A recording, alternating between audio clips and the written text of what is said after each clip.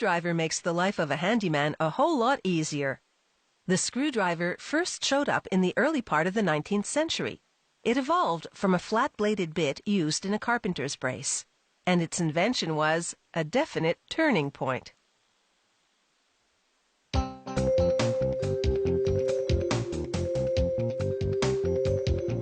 These trusty tools come with different bits to fit a variety of screw heads. All you have to do is apply the right torque, and it's mission accomplished. The job of making screwdrivers starts with coils of specially formulated steel. Wheels straighten the thick wire, and then it travels through an aperture. On the other side, a machine rocks back and forth as it cuts the wire to length and forces it through 4 dies. The first die narrows the steel to the required diameter. The others form a hexagonal bolster partway down. This bolster will allow a wrench to be applied to the screwdriver to increase its turning power. A quick shower washes away the lubricant, and these screwdriver shafts are ready for inspection. The technician examines them for defects and measures the length and the dimensions of the hexagonal bolster. Once he confirms that everything is to specification, the screwdriver shafts head into a machine that will transform the tips into a slotted shape. At the first 2 stations, the press flattens the tip. The third one trims it and stamps the part number onto it.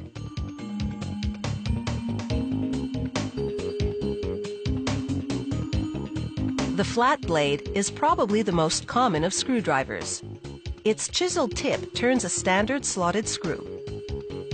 After the screwdrivers are heat-treated to increase their hardness, they sand the tips to shave off 1/10 of a millimeter. They confirm that with this slotted guide. Then they insert the screwdrivers into a different slotted device. This one shuttles them over to a grinding wheel. This wheel trims them to their final dimensions. Visually, the change is subtle, but this fine-tuning will make a big difference in the screwdriver's performance. Now they twirl in a machine that blasts the tips with a mild abrasive. This texturizes the surface to allow this screwdriver to really grip a screw head. The texturized tip is the one on the right. Over at another station, a different kind of screwdriver is taking shape. This is a Phillips.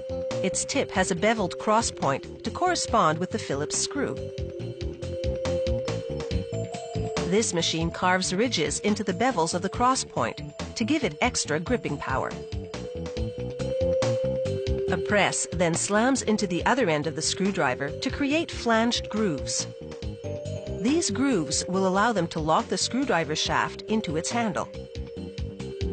It's time for some positive vibrations. This vibrating feeder causes the screwdrivers to chafe against each other, and the action removes any waste material. After they texturize the cross-point tip, it's over to a laser machine. It etches the part numbers onto these polyurethane handles. And now for the gripping part. The assembler attaches the handle to the screwdriver blade.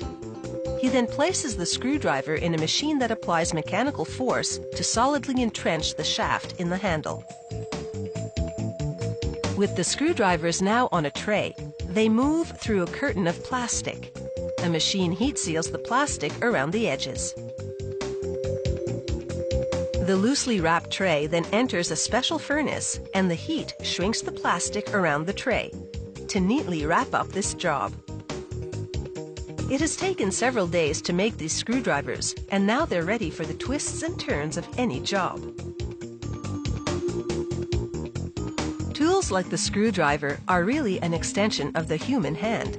A quality tool will enable you to work with more precision. But of course, you have to grasp the fundamentals of your project. And depending on what kind of handyman you are, that could be a whole other story.